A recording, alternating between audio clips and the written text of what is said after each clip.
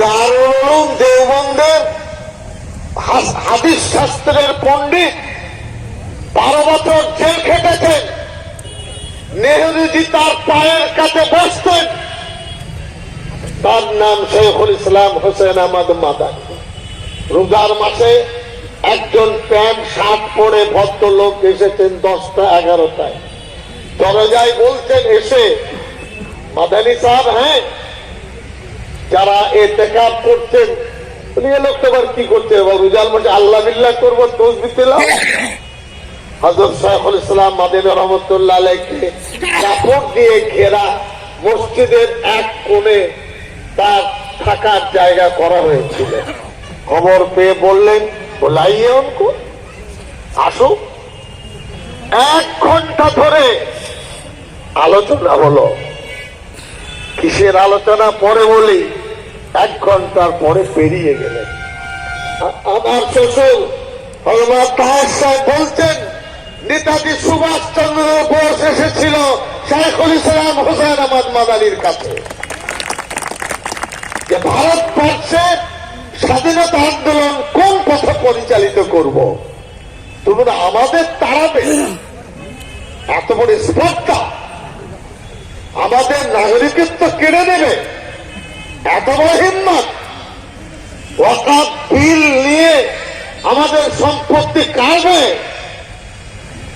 ঢিল মারলে পাটকেল খেতে হবে, ইনশাআল্লাহ বলে যাচ্ছি আপনাদের। সারা ভারতবর্ষ উত্তাল হয়ে যাবে, করবে পাস, দেখা যাবে।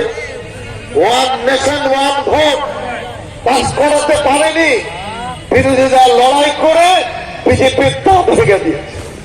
এটাও তাই হবে। আমাদের মুখ্যমন্ত্রী মমতা ব্যানার্জি বিধানসভায় মোশন এনেছেন একটা প্রস্তাব যে ওয়াকফ মুসলমানদের স্পর্শকাতর বিষয়। এর পক্ষে ওই বিলকে আমরা সমর্থন করি না, আমরা সমর্থন করব না। ভারতবর্ষের কোন রাজ্য হয় 28টি রাজ্যের মধ্যে একমাত্র পশ্চিম বাংলায়। আমার বাচ্চাটার কবরস্থান দখল করবে, মুসলমানরা চুরি করে বসে থাকবে, জিজ্ঞাসা করতে হবে। জি, আমার মসজিদের সম্পত্তি দখল করবে? আমি দুঃখিত, আমি টিএমসি করি, আমি ক্যাবিনেট মন্ত্রী। টিএমসি নেতৃত্ব রাস্তায় কেন নেমে কথা বলে না? এটা আমার দোষ। কেন পরিবেশ তৈরি করে না? কেন সুযোগ দিচ্ছে? মমতা ব্যানার্জি জোর গলায় বিধানসভায় কাঁপিয়ে দিচ্ছে। কুচবিহার জেলার নেতারা কেন চুপ করে আছে? কেন পশ্চিম বাংলার নেতারা টিএমসি দল কেন চুপ করে আছে? এটা চলবে না। 90% মুসলমান ভোট দেবে টিএমসি কে, তারা রাস্তায় নেমে আন্দোলন করবে না। কোনখানে আমরা করি না টিএমসির জন্য? এটা আমাদের জীবন মরণের লড়াই। নবীজি সাল্লাল্লাহু আলাইহি ওয়াসাল্লামের যে মসজিদ, সেই মসজিদ সাহাল সুহাইল দুজন ইহুদিদের কাছ থেকে কেনা হয়েছিল 10 দিরহাম দিয়ে। সেটা ওয়াকফ সম্পত্তি। সাইয়েদনা ওমর রাদিয়াল্লাহু আনহু খায়বারের সম্পত্তি তার ছিল। নবীজিকে জিজ্ঞাসা করেছেন, বলেছেন তুমি অর্ধেক ফল টল দাও আর বাকি ওয়াকফ করো। ওয়াকফের কথা বিজেপি জিত দিয়ে লাল বেরোচ্ছে। হ্যাঁ, লজ্জা হয় না? হ্যাঁ, বিদেশে মুখ দেখাতে পারছে না। আরবের মহারাজ রাজাদের কাছে হাঁটু গেড়ে বিজেপিরা বসে, আর রাজারা চেয়ারে বসে থাকে। এই হলো ভারত সরকারের নেতাদের মা। আমি দেখেছি সেই ফিল্মগুলো, আমি নাম বলবো না, লজ্জা লাগবে তাদের। আরবের মুসলমান ভালো কেন? পেট্রোল পায় তারা, ভিক্ষা পায় তারা, অনুদান পায় তারা। আর ভারতের মুসলমান গরিব, এসব ফন্ডামের দাঁত ভেঙে দেওয়া হবে।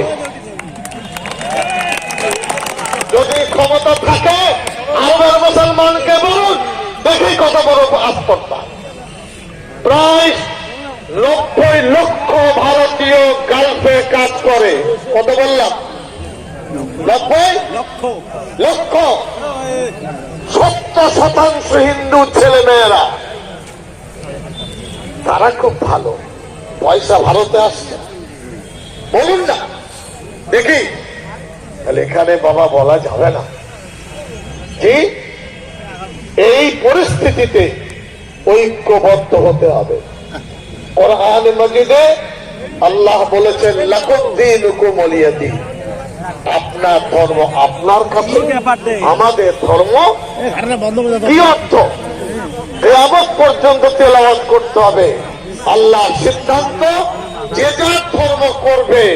ধর্মীয় সংঘাত ইসলাম ধর্মে নেই।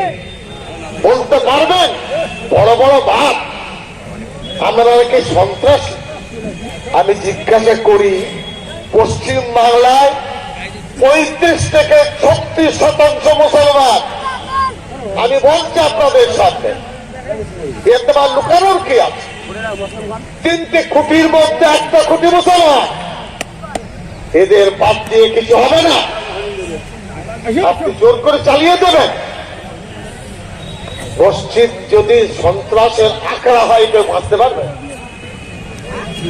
আমি মনে করি না মন্দিরে সন্ত্রাসের আখড়া। আমি দেখি কালী পুজোর সময় ওই যে মূর্তির হাতে এত বড় খারাপ, কিন্তু কোন কালী পুজোর মণ্ডপ থেকে মুসলমানের মুন্ডুপাত করো কোনদিন শুনিনি। শুনেছেন? বলুন। একইভাবে পুজোর সময় কোন মসজিদ থেকে আলোচনা হয় না। আমরা একসাথে থাকাকে মেনে নিয়েছি। আপনি কোরবানি দিতে শিখুন, অতীতকে পড়ুন, বুকের সাহস ইনশাল্লাহ আপনারা পাবেন। এ কথা বলার অবকাশ রাখে বিজেপি RSS ভারতবর্ষে গৃহযুদ্ধ লাগাতে চাইছে। এত বড় কোথায় বেড়ে উঠছে না তাই। Indian democracy, Indian constitution, Indian secularism শক্ত জায়গায় আছে বলে পারছে না। তাহলে দেশে যুদ্ধ লাগিয়ে খান খান করে দেবে, এটা তাদের পরিকল্পনা। সাবধানে চলবেন। ভারতের সংবিধানকে ভেঙে দিতে চাই, ওদের সংবিধান মানতে হবে। আর কি জায়গা নাকি? এই আন্দোলন পড়ে দেখুন, দেশে কত কোরবানি দিয়েছে। আমরা সেই কোরবানি যারা দিয়েছে তাদের বংশধর, সে রক্ত আমাদের মধ্যে আছে। এরা হানাহানি করতে চায়, ভেদাভেদ করতে চায়, দেশত্ববোধকে ধ্বংস করতে চায়। এরা দেশের শত্রু। আমরা জানি স্বামী বিবেকানন্দ কেনা তাকে মানে লন্ডনের বাংলার ওই শিকাগোর বক্তব্যে তিনি বলেছেন ইসলাম ধর্ম সম্পর্কে, বলেছেন আমাদের মধ্যে ছুতছাত নেই। ইসলাম ধর্মকে আমরা ভালো চোখে দেখি। হিন্দু বন্ধু যারা মালা দেন প্রকৃতিতে, তার আপনার ওই কি বলে এতে মূর্তিতে, তিনি বলেছেন নবীজি সাল্লাল্লাহু আলাইহি সাল্লাম প্রসঙ্গে প্রশংসা করেছেন কে? স্বামী বিবেকানন্দ। বরং তার ইতিহাসটাকে, শুধু নিজেদের মন গড়া ইতিহাস পড়বেন। মুসলমানের বিরুদ্ধে বিদ্বেষ রেখে ধর্ম নিরপেক্ষতা ফুটে উঠতে পারে না, পারবে না। শুধু আমরাই করব। আমাদের একটা সভা করতে 4 আনা 8 আনা 1 টাকা 5 পয়সা, আলু চাল ডাল, সরকারের কোনো অবদান নেই, দলের কোনো অবদান নেই। আমরা দেশকে বাঁচাচ্ছি, সংবিধানকে বাঁচানোর শপথ দিচ্ছি। আমরা ভারতবর্ষকে গড়ার চেষ্টা করছি। আপনাদের সামনে আমি উল্লেখ করেছি, নবীজি সাল্লাল্লাহু আলাইহি সাল্লাম বলেছেন, কি বলেছেন? যারা অত্যাচারী আর অত্যাচারিত উভয়দের সাহায্য করো। আমরা বিজেপির সাহায্য করতে চাইছি, অত্যাচারের হাতকে বন্ধ করো, ধ্বংস হয়ে যাবে তা না হলে। আর অত্যাচারীদের বলবো একসাথে থেকে নিরাপদ ভাবে নিজেদেরকে সংযুক্ত করুন। এরা কোরআন হাদিসের শিক্ষা। আল্লাহ রাব্বুল আলামিন বলেন, সত্যবাদী মানুষের সাথে, ন্যায় নিষ্ঠাবানদের সাথে তোমরা থাকো। জমিয়তুল উলামায়ে দোয়া করুন, এই 25-এর শেষে ইনশাআল্লাহ ব্রিগেডে সভা আমরা ডাকবো ইনশাআল্লাহ। কারা কারা যাবেন বলুন দেখি। আজকে কম হলো 23 থেকে 25টি শাখা সংগঠন কুচবিহার, আলিপুরদুয়ার, আরে কি হয়েছে বসা